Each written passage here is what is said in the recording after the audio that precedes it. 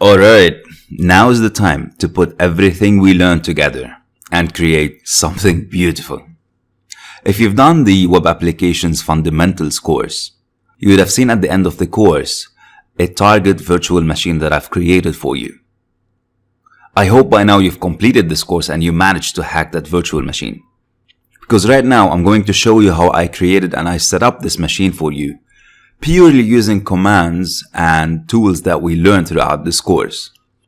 Nothing too fancy, it's all things that we went through and we covered in this course. So now you're going to be learning how to create a fully functioning server that is designed specifically to be vulnerable for certain types of attacks. If you haven't done the Web Application Fundamentals course yet, I'm going to do my best not to spoil it for you. So there are certain things that I'm going to cover up a little bit, or maybe I'm going to skip, so that you can go back to the Web Applications course at any time and try to hack that machine for yourself. I don't want to spoil that for you. I don't want to ruin the fun for you. Having said that, you are going to still see the full process that I used from A to Z, all the commands, all the configurations, everything in this video. So let's get started. I used a minimal Ubuntu version. If you don't know Ubuntu, that's another flavor of Linux like Debian and so on. I've provided the link for you to download. Usually that version of Ubuntu is around 50 megabytes. That's it. And then we're going to take that version and start building up on it and adding our own services and server functionality so that later on we can hack it. I'm logged in now into my VM where I've already set up Ubuntu. Setting up Ubuntu is pretty straightforward, so I'm going to skip over that section. If you still have questions about the setup, please let me know, but I don't want to bore you through the details of those because I'm assuming you already know how to do that by now. We've set up Kali a couple times, we've set up Metasploitable, we've set up a couple other targets. So assuming that the setup phase is finished and you're logged in already, the first thing I want to do, so I don't have to keep switching between virtual machines, is I want to log in remotely into my Ubuntu server using PuTTY through SSH, which makes it pretty convenient for me to work. So as we've learned, I'm going to try and start the SSH service. I do get an error though that tells me the service has failed because it's not found. Remember, this is a minimal version of Ubuntu, so there's a lot of things that are not already pre-provided on it. So I'm simply going to download and install the SSH server by using the apt get command that we saw earlier. And I'm going to type apt get install SSH. I'll hit the yes button and let the installation continue. I'll clear the screen up once I'm done.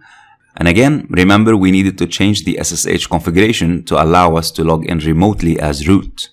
And we did that using the nano command. So I'll go nano/etc/ssh/sshd config. And using the Ctrl W, I'm going to look for the keyword permit. Once I find it, next to the permit root login, I'm going to clear the prohibit password and say yes. I'll save it, Ctrl X, and then I'm going to say service SSH restart to restart the SSH service. Now I grab my PuTTY and I'm able to log in remotely into my Ubuntu server using the password that I've set up previously. And here we go. Now I am on my Windows machine and I can freely work on my Ubuntu VM without having to switch between the VM and the Windows and the Windows and the VM and so on. Now, the first thing I want to do is I want to update my software. So I'm going to go with apt get update. That's the update command if you remember. That'll take some time. I'm just speeding the videos up so I don't keep you guys waiting. Once that's done, I'll clear my screen and I'll proceed. Now, I am going to be installing a software later on that we're going to try and hack. Obviously, I did a little bit of reading and a little bit of research on how to set things up. You wouldn't know all these things from the top of your head. When you're setting up a new software, or when you're configuring a new service, you're not supposed to or expected to know things from the top of your head, especially if you're a beginner to Linux. So it's completely normal and natural that you go and do your research and read up a little bit about it. So I did actually have to read up about this software that we're going to be installing. And going through the instructions, I came to know that I need to install a number of packages. The ones that you see on the screen now. I need to install a database server called the MySQL server. I also need to install a client. I need to install the Apache 2, which we've seen before. This is the web server, and the phpMyAdmin. phpMyAdmin is a way to control your database. Don't worry, we're not going to be using all of that. We just need those for our software to run correctly. And the last thing on my list is the P7zip full. This is very similar to the Windows extraction tool. If you have a zipped file or a compressed file, this is a tool to uncompress or extract the file. So you might have noticed that I put all the packages that I need to install on one line. We haven't seen this before. What we've seen earlier is you do the apt-get install and the name of the package that I want to install, one package. However, notice here that you can actually install more than one package in one go. So I'll let that continue, and notice that I am going now to be downloading about 300 megs. So this is going to take some time. Please be patient. I'll speed up the video a little bit. And throughout the installation, you will see some screens pop up that ask you to add certain parameters for your configuration. So for example, when we're installing the database server, we need an administrative account to be able to control that server. So here we're being asked to put a password for the root user. You just put whatever password you want. I'm just going with root and I'm repeating it. And now we want to configure another service, the phpMyAdmin. For now, I'm going to choose the Apache 2 web server because we have seen this before and we've worked with it before, so we're comfortable with it. I'll let the installation continue and finish. And then the rest, I'll leave everything as the default.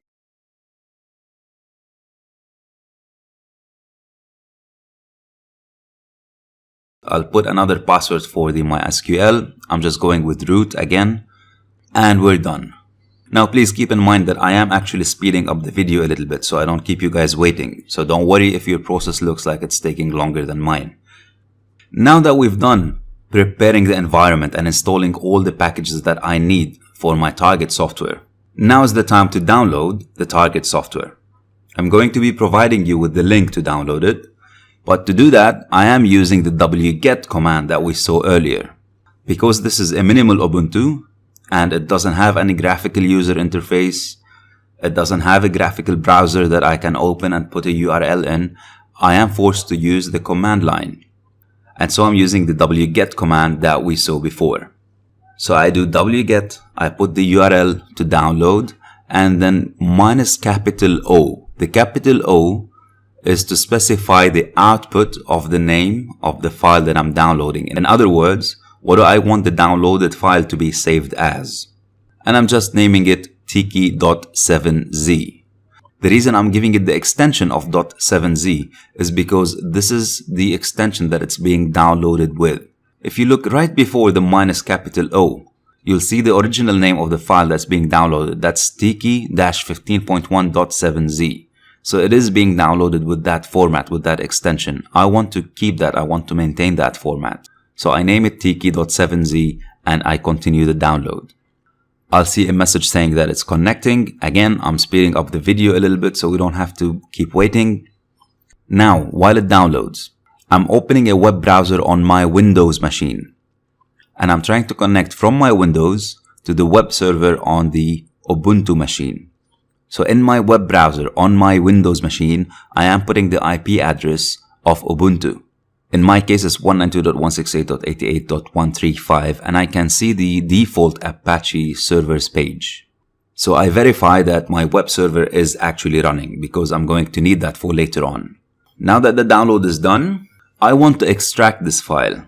However, assuming that I don't know what to do with this extension, I revert back to the commands that we learned earlier during the course. And I use the file command.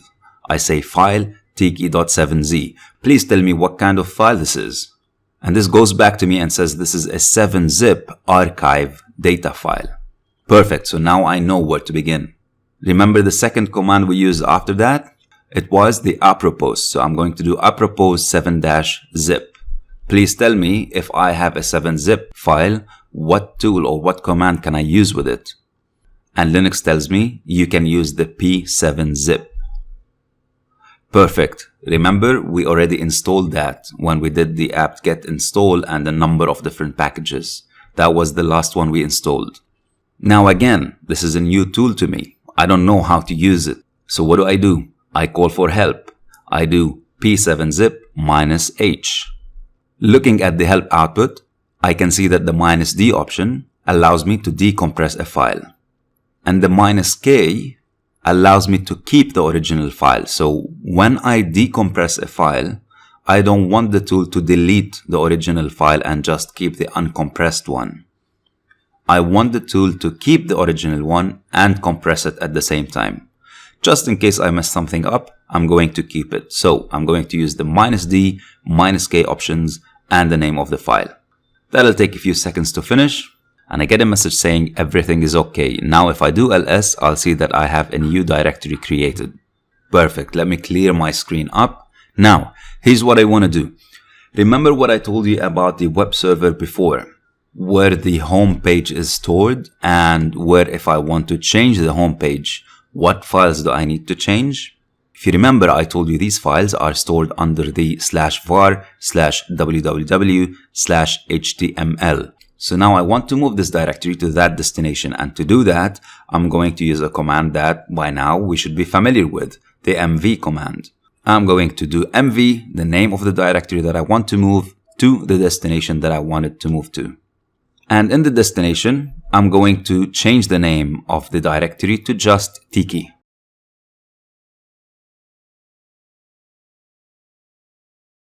And then I'm going to go to that directory using the cd command. Perfect. Now let me list the contents of this directory. Alright, everything has moved perfectly. Now, again, I did have to do some reading and some research to figure out what is the next step.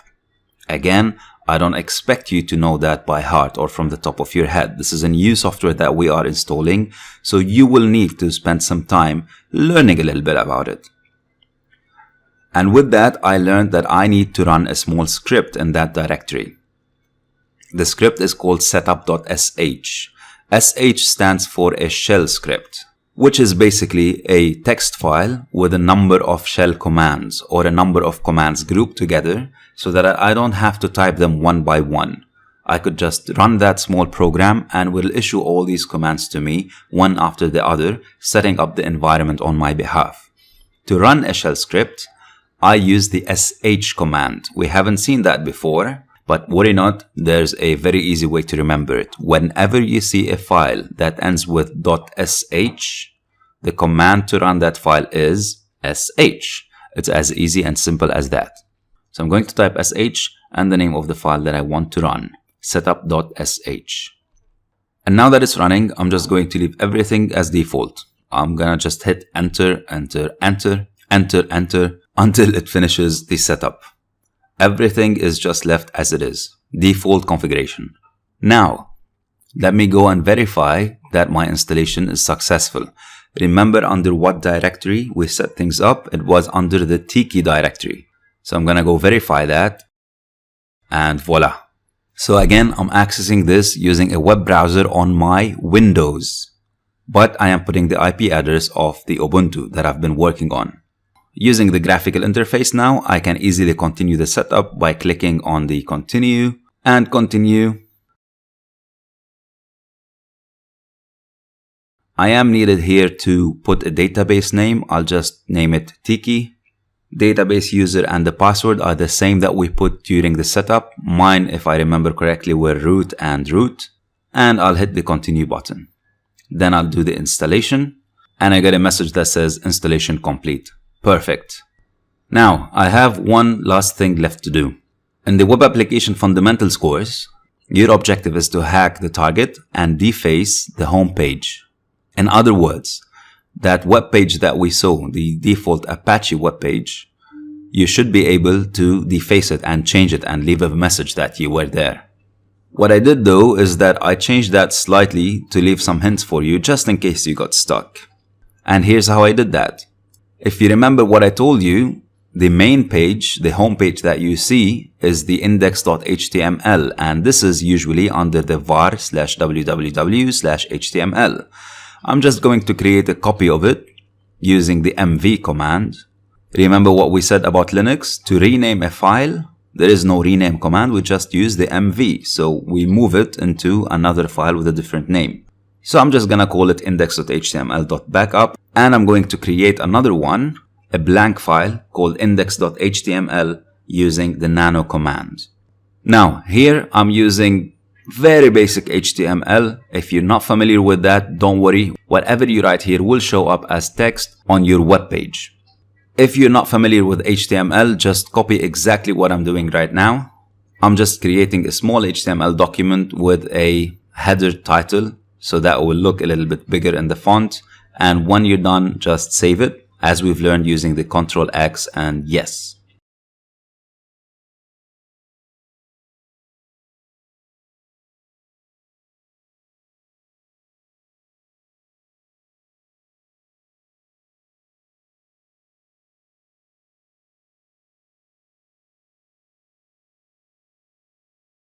Now if I go back to the web browser on my Windows machine and I refresh the page, I'll see the text that I just wrote. So I've changed the default Apache web page to the text that I just wrote. Perfect.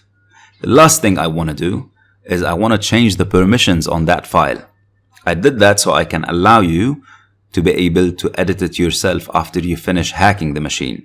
Let me show you what I mean. If we do the ls-l command, remember the -l was for long listing to allow us to see the permissions of the file. And look at that. Only root has the read and write permissions. Everybody else can only read the file. In the real world scenario, this is the perfect setup. You don't want anybody to be able to change or write to the public page that you have.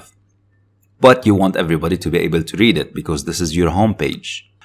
However, when I was creating this target for you, I assumed that the web server administrator has made a misconfiguration error.